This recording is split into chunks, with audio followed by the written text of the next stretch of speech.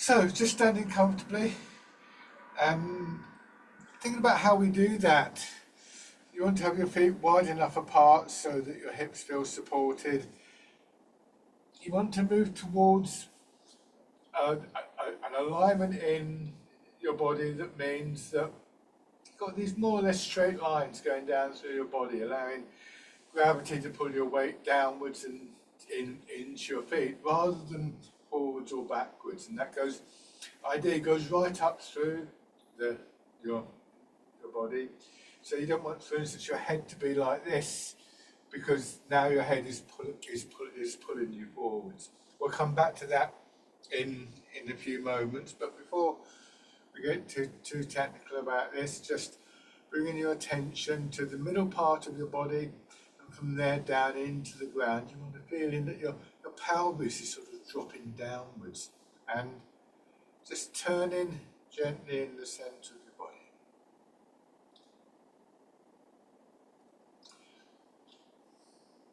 Let the movement gradually pick up its range. So don't force the movement, just have a sense of what space is there within your body. And the intention would be to let whatever movement you're making fill the space that's available. What happens is that it's like water filling up a sort of dip in the ground, but eventually through dissolving and eroding, that dip will get bigger.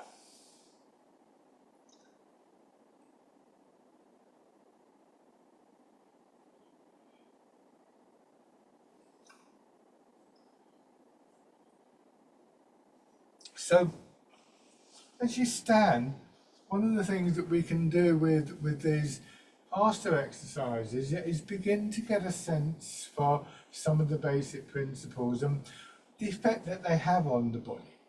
So one of the things that we want to do with our posture, you have your weights just slightly forwards and you let your hips drop back, and when your hips drop back, that brings you to that more upright position, and it means there's this little bit of a curve through your legs. We're not going into a deep posture at this point. Now, very carefully, very gently, just pull your knees back a little bit so they start to tighten up, and feel the effect that has on the movement.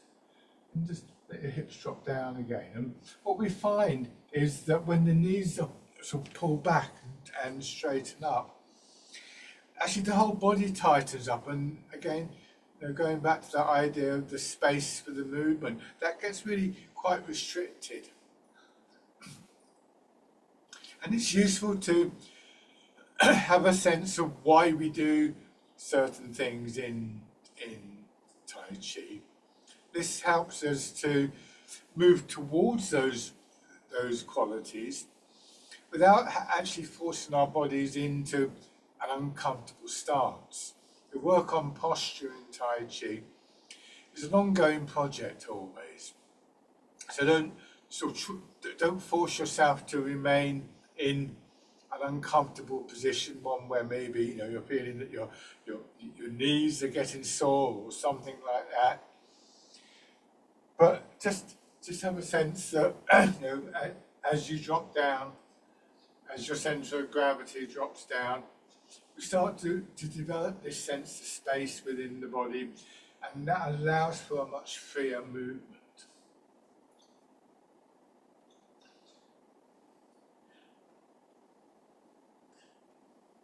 This allows the body to condition gradually and gently into the shapes that we want.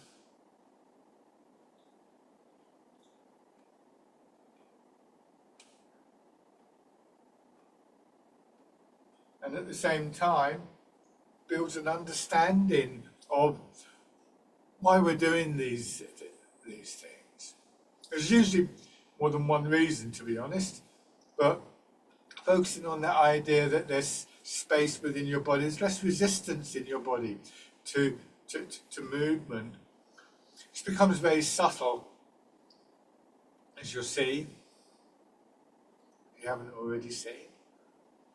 you start to get this sense of a pulse, a movement, an energy, however you care to label it, that seems to underpin, govern, lead almost all the other movements.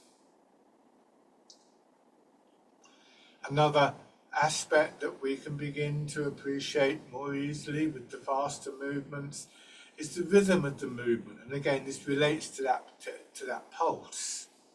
It's easier to pick up on a rhythm when it's going at a moderate speed rather than slowly. You can begin to feel, partially via that rhythm, how our body begins to move as one unit, a unit that resonates to that pulse, that rhythm. These are all things that we will look for in the slower movements, but sometimes can be quite difficult to feel in the slower movements. And if you have an idea of what you're sort of aiming for, then you're more likely to pick up on these qualities later on. Plus, of course, these faster exercises do have a gentle aerobic quality to them, which is always good.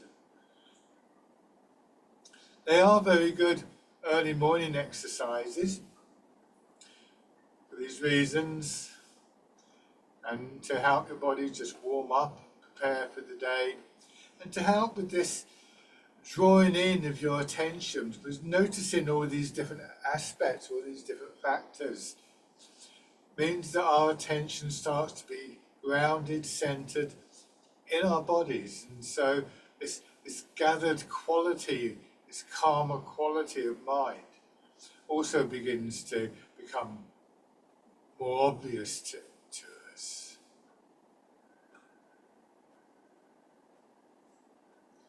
So raising your arms a little. There's a lot of variety in all of these exercises. There's a whole range of possibilities for these faster exercises. I've come across many different ways of doing these things in different teachers, different traditions, different lineages within the whole of the Tai Chi spectrum.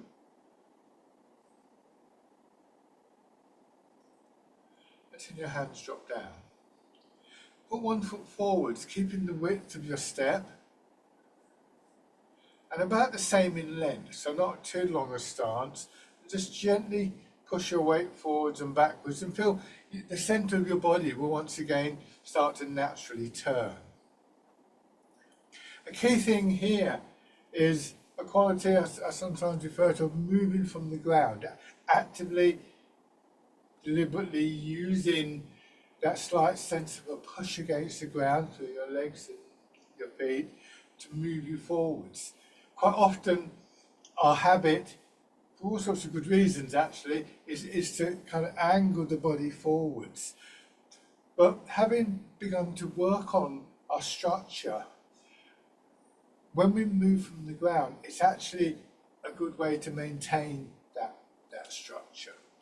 In our everyday lives, angling forwards a little bit can give us a sense of momentum. So if we're walking down to the shops or whatever, we can just swing along quite nicely. But the awareness that you build in this stance, the slightly shorter stance, can stay with you. So it's kind of there in the back of your mind, anchoring you, preventing you from getting too far out of line, shall we say.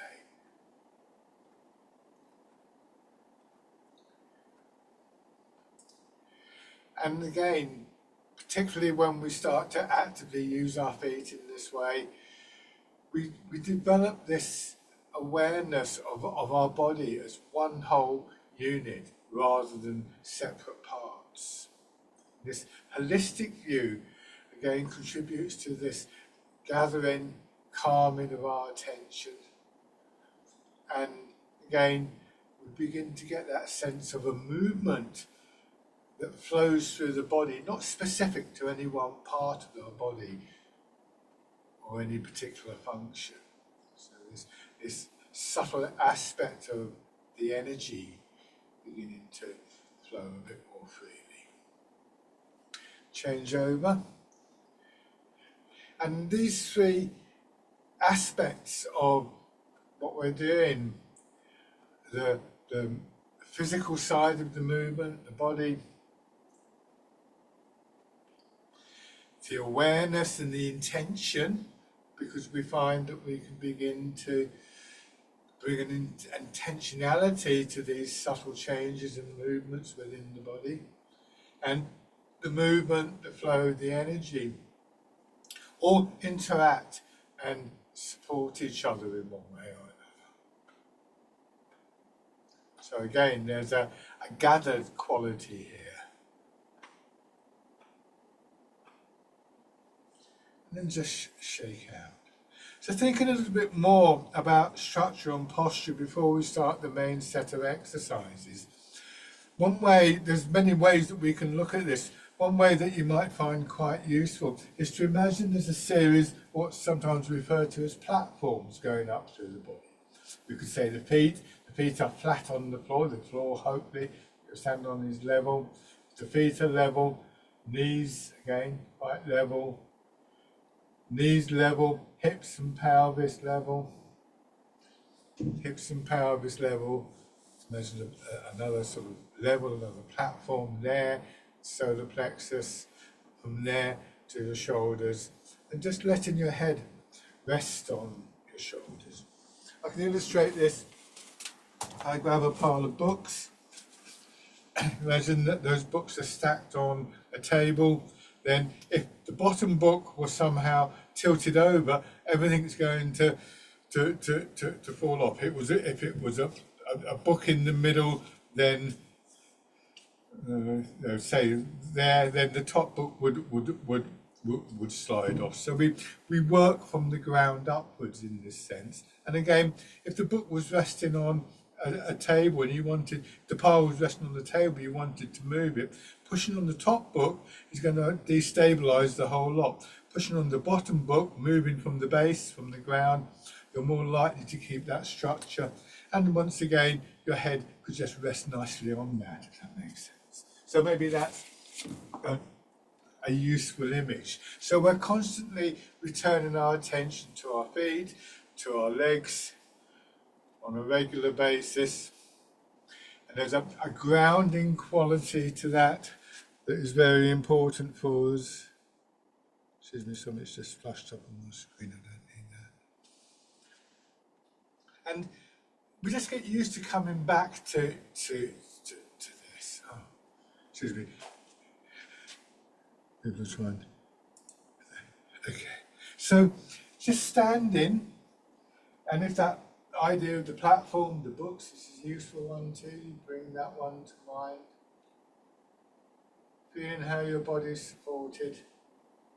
The legs obviously supporting you, but you want to feel that your back is supporting the front of your body. And as you lose some of the tightness in the big muscles, particularly in your upper part of your body, or the skeleton, the bones of your legs, your pelvis, your spine, your rib cage, continuing to support you as you lose some of that tightness in the body.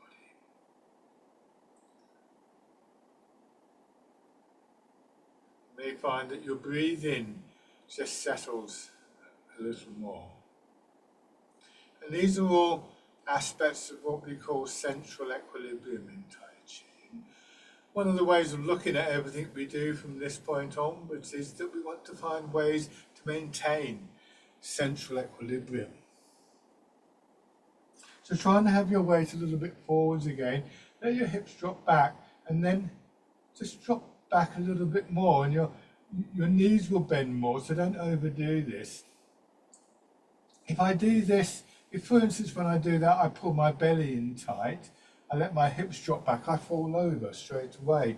This is because the tightness locks my pelvis into place. When we do this, our pelvis just gently adjusts, so it maintains that level quality. If it didn't, then when we did this, we'd end up doing this or tightening up or something like that. So don't go down too far. Try not to tighten up in your lower back, your hips, your belly, your buttocks. And then at a certain point, just feel how You get pushed up again, come up to that top position, not locking your knees back, and then letting gravity draw you down. See if you can just let that movement settle into a nice steady rhythm. I generally try and do these movements quite big so you can see the mechanics of them, but it doesn't have to be a big movement. Starting to get this sense once again of a subtle movement, a subtle energy, like a wave coming up through your body, filling the upper body and then just draining away again. And there could be a very rejuvenating quality with that. Once again, your breathing might just naturally harmonize with that.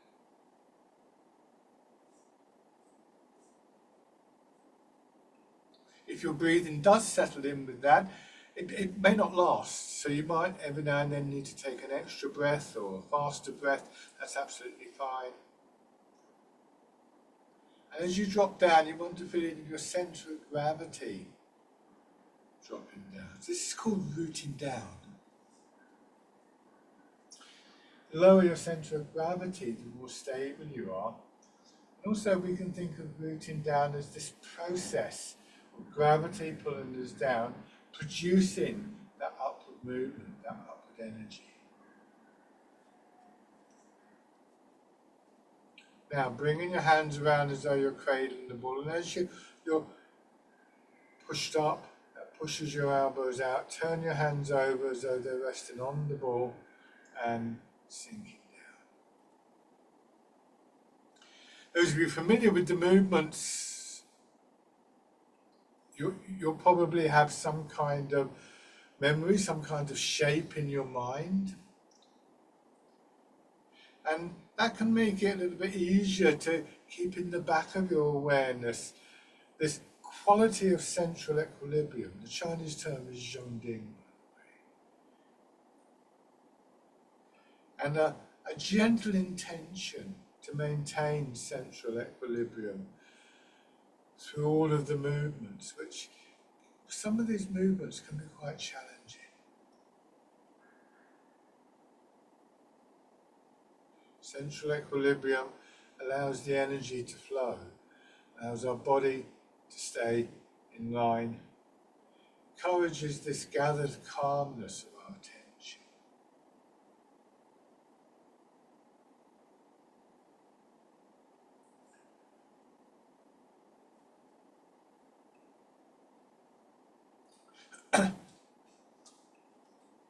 Begin to note the details of the movement. At the top here, there's a moment when I'm just resting there, my arms rotate. The bottom, and rotate again, and I push up. These are moments, almost moments of stillness, where we can reset ourselves a little bit in both mind and body. And this can help us to prevent rushing ahead in the movements.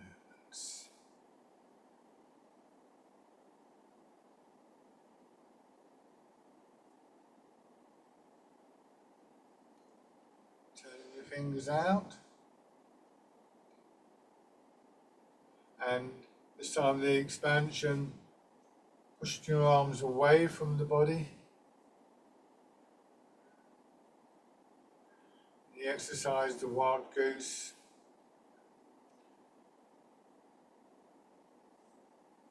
Maybe finding that the image of the bird in flight offers some kind of quality.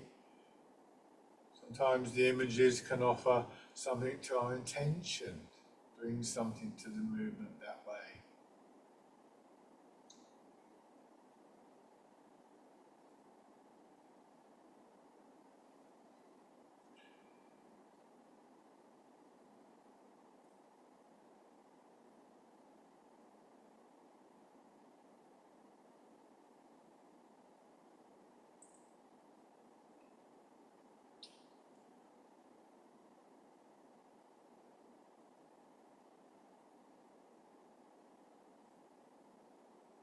And then your hands crossed in front of your belly, parting the clouds.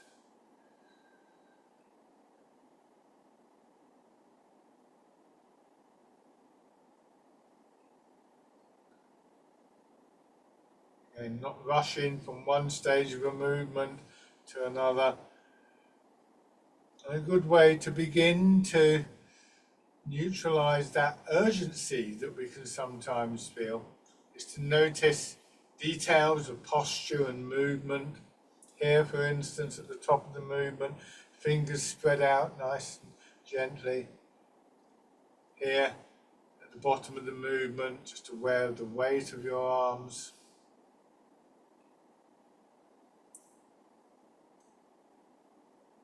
This time,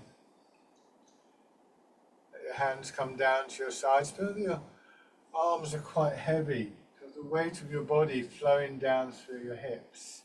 And then as you push up on one side, your arm is pushed out a little bit and upwards. Wind around, rolling your fingers around. Loose grip, pull down. Dragon plucks the stars from the sky. Feeling the weight of your arms, the weight of your body in your hips, and then switch into the other side.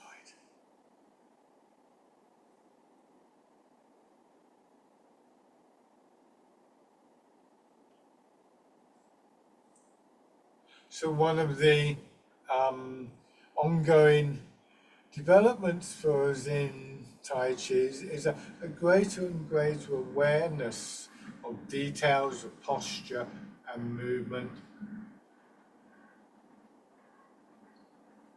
And one of the important outcomes from this is that we are more aware, we're more focused,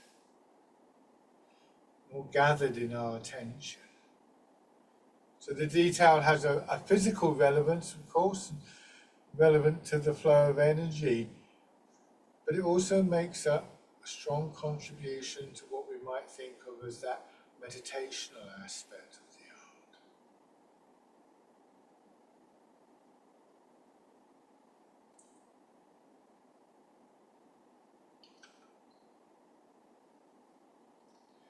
Do one more of these on each side.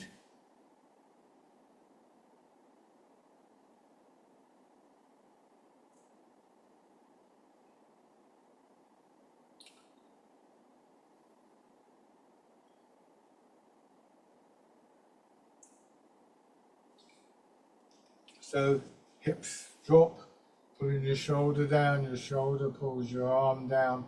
And then from here, go into that slightly higher posture. Try and get this feeling of gravity working through your body. And the response, particularly from your legs, it's like being in water. As you drop down, you feel that push up. And in the middle of your body, it's almost like in between, there's this gentle compression of the center of your body. Bring your arms to your sides, lightly touching the side of the center of your body with that edge of your arm. And then there's an expansion in the center, really lengthen up through your back, pressing your arms up so they're pressed against the low ceiling. And slowly down. And once again, the detail of the movement, letting your hands come back to that resting position. Feeling that dropping through your center and then pushing out. And back.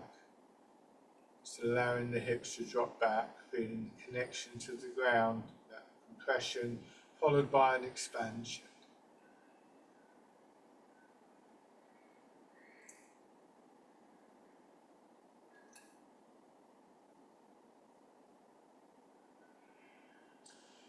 As you push out, turn a little bit in your hips and your waist, redirect your arms.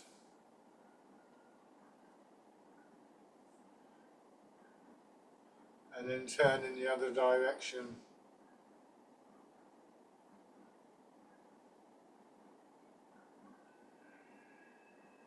And then facing forwards and pushing out.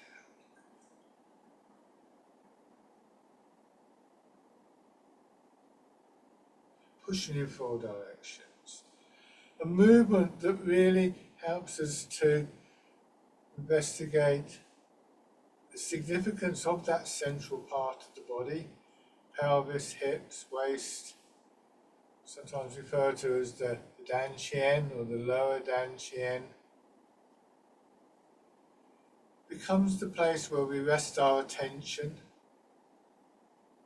It's really the part of the body we want to feel is dropping towards the ground, where we feel that pattern of expansion and contraction, that pulse originating from, returning to.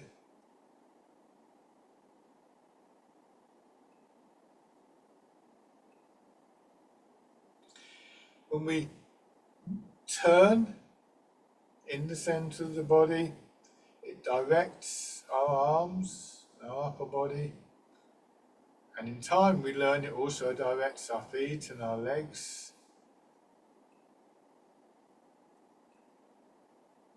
So it becomes an increasingly important focus of attention for us.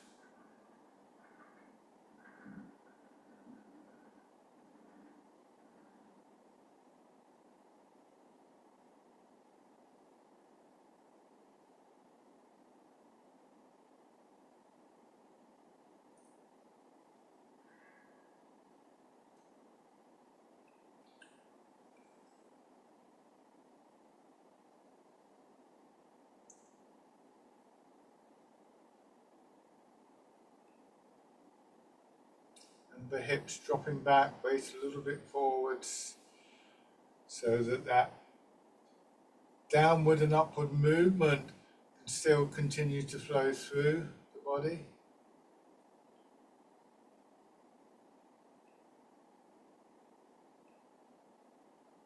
A constant cycle of rejuvenating energy.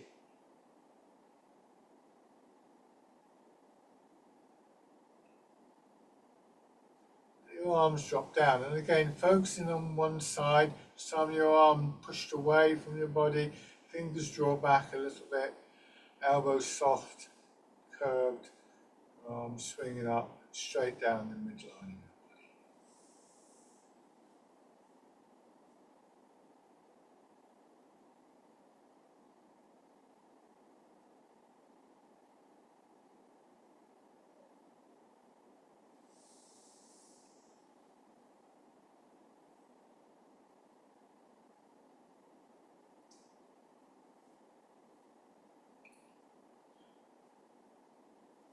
Then, having done 3, facing forwards, we once again make this horizontal turn in that center of the body, the dantian. And once again, that draws our arms, in this instance, across the body.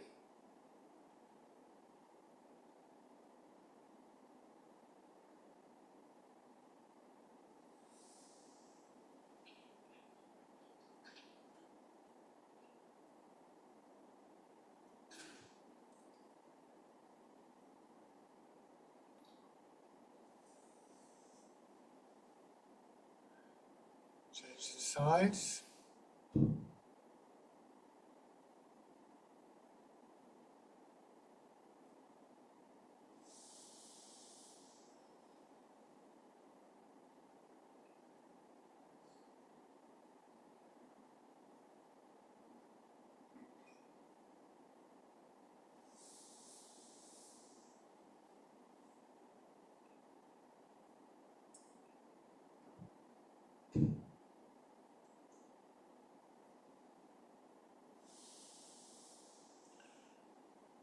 And then adding the turn.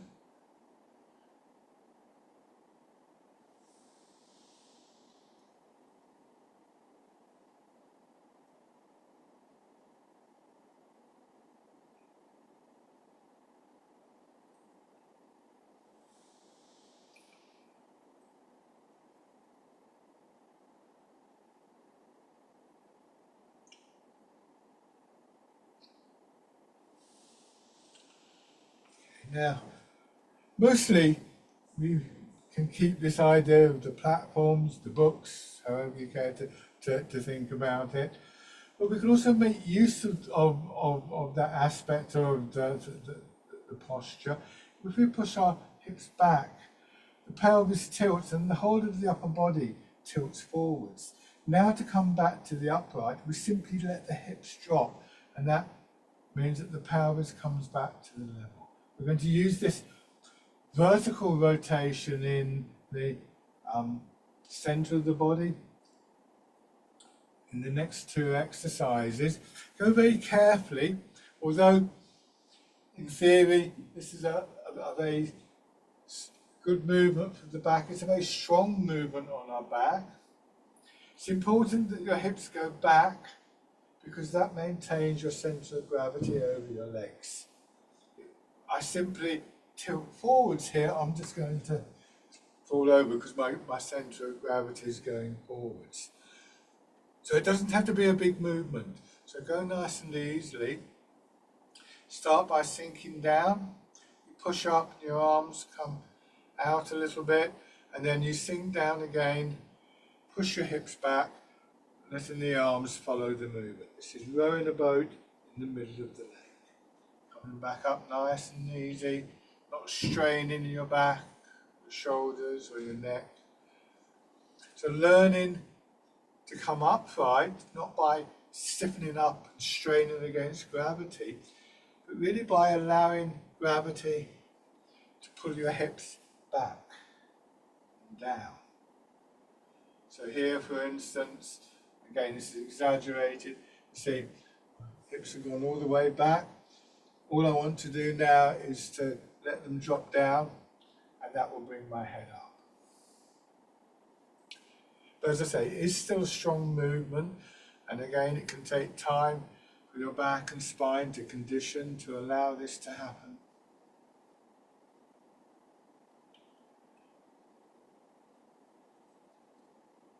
Rowing a boat in the middle of the lake. And then,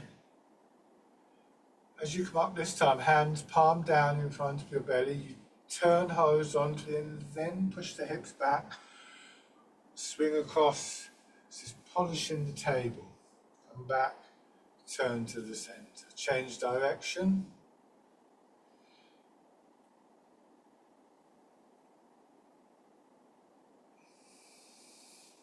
Behind, so you see more what my hips are doing. Remember, I am exaggerating.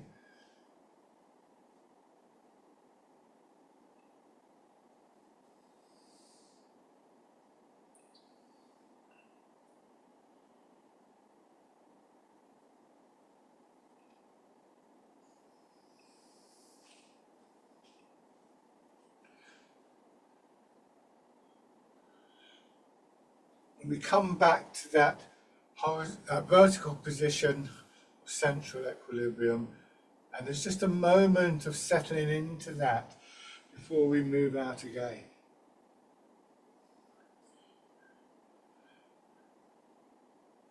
One more round.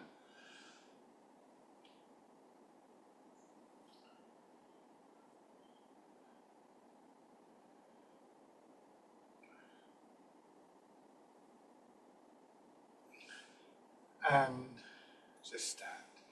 Feeling your pelvis dropping down between your legs, rooting down, feeling the pull of gravity constantly working down through your body, and that constant uprising, uplifting movement, neutralizing that as though you're in water and you're just floating in the water between the pull of gravity drawing you down and the buoyancy of the water pushing you up. And shake out. So remember, no one way of describing or understanding these movements is ever going to encapsulate the whole movement. These are experiential practices. But we can use these models and these ideas to kind of understand what's going on better. So maintaining central equilibrium, and again, just to remind you, this isn't just a physical quality, this is a quality of mind, a quality of energy. So these three aspects of the practice, they're not separate. We can bring an awareness to the energy and intention to the energy, to the body. That helps us to develop our awareness even more, and so on and so forth. In Chinese medicine, the saying is sometimes that the energy will follow the thought, the intention, if you like, and the body will follow the energy. But I think in terms of these practices, I find it helpful to think of these three aspects of body, mind, and energy, or movement, if you prefer the term, as being like three legs of a tripod. That all three legs support each other and are supported by each other. And if you take one leg out, the whole lot's going to collapse. So we might at different times choose to put our awareness, our intention in different places, but overall we want to find a balance, a harmony between them. So if a movement isn't working, for instance, what we might find is that it's useful to reflect on our posture. That may be indicated by a disruption in the flow of energy, but we may feel that looking or having an intention to restore that flow helps us to find a posture that works for us, and so on and so forth. There's different ways these things can interact with each other. And as you come to know the practice better, you're able to use all three. They're tools in a sense, or tools or kitchen implements or something like that. You would use a grater to grate cheese. You might use a knife to chop onions with. It's not that one is better than another or more important than another. You need to be able to use both. So changing the posture to that forward posture, once again, just starting in the hip width. Step, stance, turn one foot out, and step straight forwards with the other foot. Roughly square, so your feet are on the diagonal corners of a square. So it's not a long stance, but try not to make it too short. This is possible to do it here, but it doesn't help us to develop the practice. Neither does that at the moment. So we're in this, what I'll describe as a square stance, and once again begin to transfer your weight forwards and backwards. Remember, it comes from the ground. So what we want to try and do is to take a moment each time our weight lands in one leg to reset, to release in the hip and knee, to feel the pull of gravity pulling us down into, say, the back leg, feel that compression, and then to feel the movement that arises from that.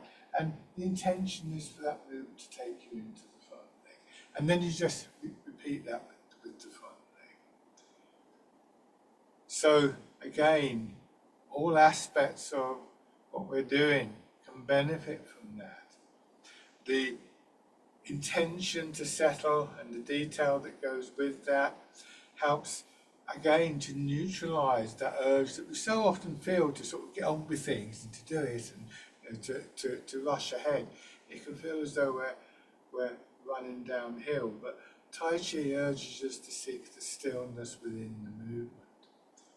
And that stillness and the awareness that goes with it can help us to just make tiny little adjustments to our posture. There's a very good chance that in the transition from one foot to another, we've lost some of that alignment. This is natural, but we learn to come back to it on a regular basis. And we experience that source of the energy, that dynamic quality of gravity pulling us down and that movement up through the leg is one of the really fundamental dynamics in Tai Chi. There's many forms of energy in our body, many different sources, functions. But this, what I sometimes refer to as a kinetic energy, coming from the interaction, the pull of gravity and the response from our body, particularly our legs and feet, and from the ground beneath us, is actually one of the key dynamics that we will work with.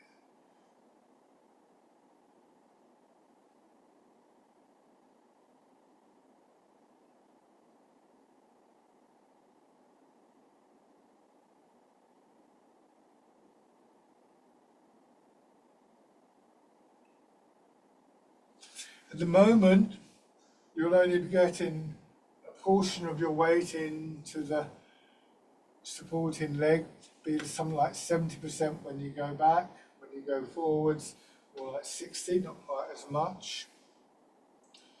We begin to change that. You go into your back foot, gently raise the front toes. And as you do that, feel how your body shifts a little bit more. When you go forwards, you push your back knee in so the heel comes up, and again your body shifts a little. So you gradually bring your upper body more into line over one leg. We start to find central equilibrium in all its aspects, supported by one leg rather than two. And then you can bring your foot in, and if it's the back foot, you push out, you put the ball of the foot down, you lower the heel, gently press into the floor, and go back. Come back. If it's the front foot, it's your heel first, then the ball of your foot, then press it in, planting the foot. So that really gives you time to properly feel that connection between the sole of your foot and the ground beneath you.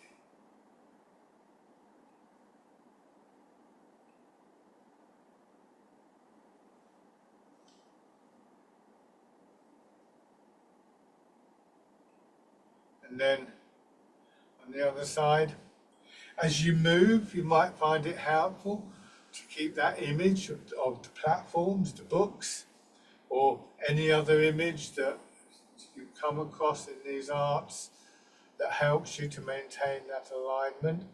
And it's interesting to note how our bodies become very responsive to those sort of ideas and images via the mind. So this is where intention can become important. This is not mind over matter. We're not forcing the body into our posture. Think of intention as a sort of suggestion to the body. It would be nice if it felt like this. And as we become more experienced, that becomes more kind of apparent, I think. So then raising heels and toes, doing that subtle shift and increase in the percentage of weight supported by your leg.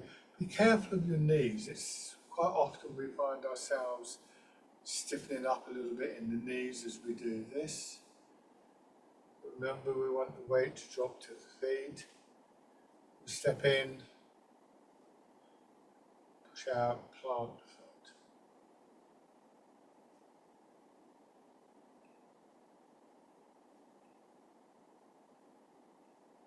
When you step, don't overstep. You want to keep that central platform, that central book level.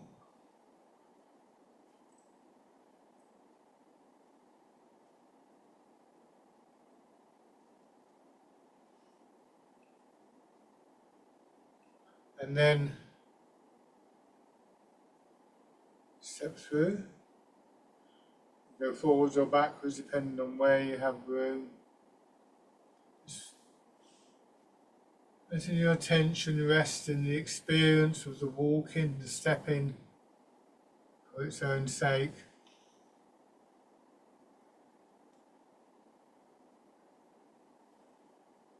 Remembering taking that moment just to reset each time your weight lands properly in one leg, changing direction.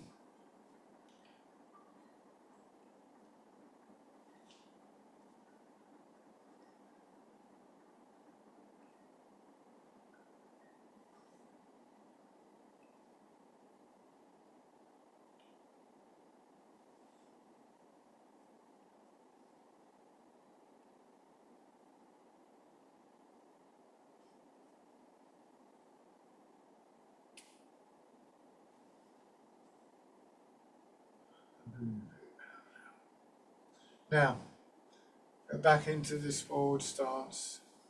The right foot forwards, mirroring my movement. Starting your back foot.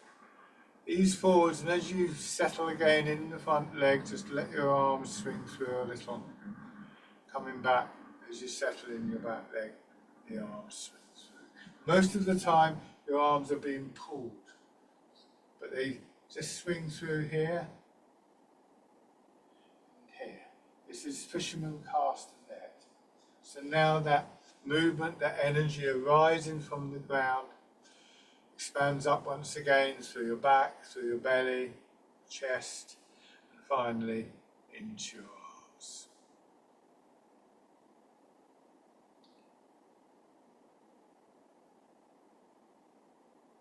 Fisherman castanet. Try not to stiffen in your fingers, your wrists, your elbows. Resisting the urge to try and lift your arms. Your arms will naturally curve here. You don't need to do anything more, but what you can do when that happens is just note how that feels in your body. Which parts of your body do you feel are expanding, contracting as the arms swing through in this way?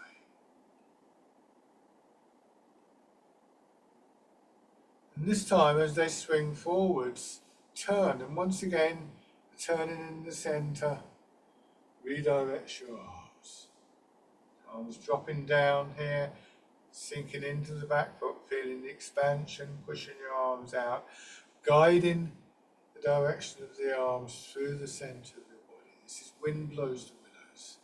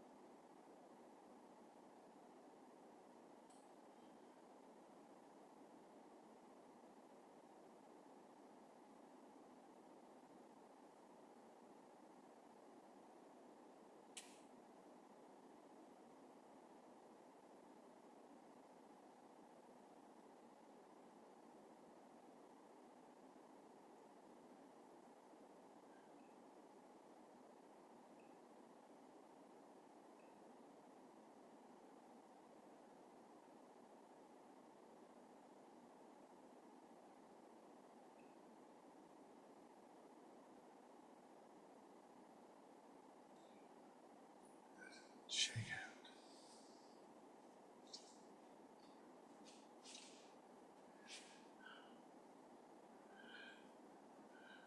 Same two movements with the left foot forward. So starting with fisherman castanet. You may find another image, one image of moving through water. Helps with this general flow of the movement.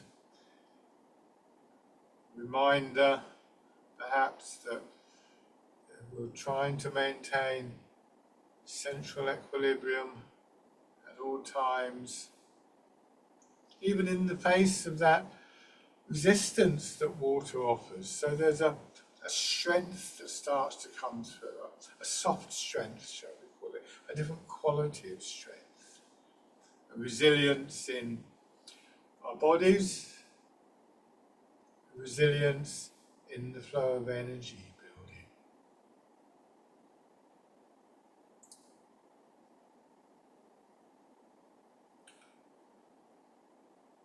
And again, one of the great benefits of the art is just this improvement in the flow and the quality of the energy. This is something that is fundamental to traditional Chinese medicine. Add in the turn, wind blows the willows. The willow tree is an important image in these arts.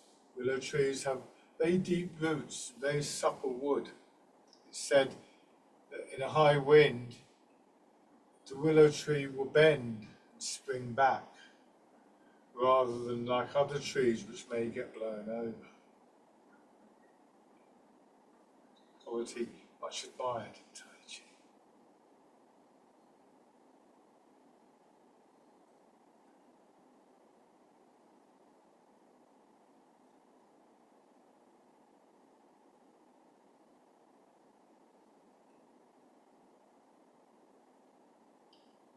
And combining this with the stepping, so again you can go forwards or backwards, depending on where you have the space. I'm going to have to go forwards, so I'll bring my back foot in, just rest in here, resetting, and step through. This is dragonfly skims the water.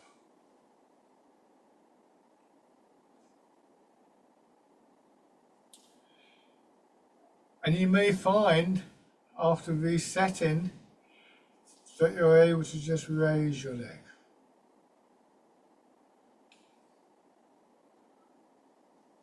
If you find that you go to raise your legs and everything stiffens up or you get very wobbly, then just leave that part of it out. Don't sacrifice central equilibrium and all its qualities just so that you can raise a leg up higher.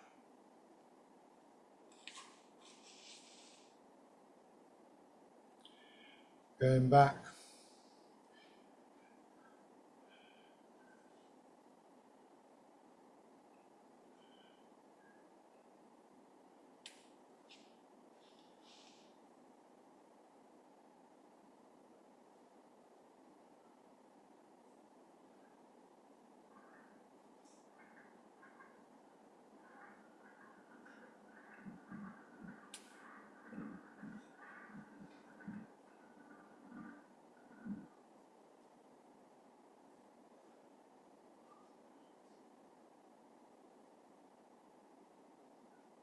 Bringing your feet back. Shake out. One of the images that I really like for this quality of central equilibrium, both in terms of mind and body and energy, is of the mountain. Mountains can appear very strong, and yet there can be a real stillness, a silence about them. It can be very spacious and dynamic. So they sort of encapsulate many of these aspects of central equilibrium that we look to be able to cultivate through the practice. And again, these are not purely mental qualities or purely energetic or purely physical, but rather it's about how they interact. So the last exercise, when we get to it, it's called Embrace Tiger, Return to the Mountain. So the last part of the session is really about just coming back to these very fundamental qualities that we've sort of played with through the session. To start off with, just rubbing your hands together and then tapping over your face.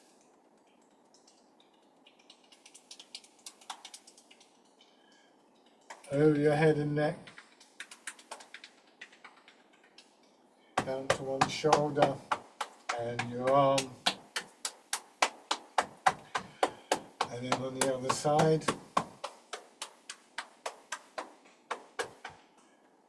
your back. Light as you go over your back, especially on the kidneys. Around your hips. Down the outside of your legs, up the inside. Come up the front of your body to your belly, light on your belly, and the upper part of your chest. And then in the parallel stance, sinking down. And as you push up, your arms coming out again. At the top of the movement, coming around as though you're going to hold a ball against your chest. Draw your hands in, turn them palm down, let your hips drop. And your arms follow. Embrace Tiger, return to the mountain. Just emphasizing this process that brings us back, that resets us. And maybe just being able to notice what helps us the most to reset.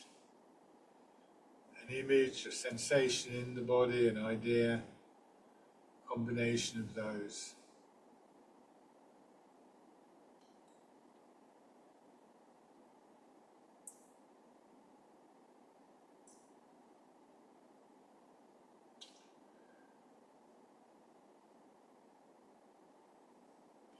One more time.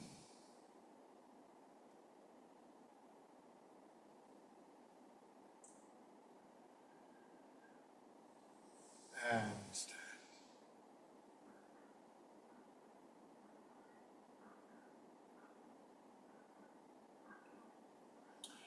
Give your legs a shake. Thank you very much, everybody, for watching and joining in. Enjoy the rest of your day.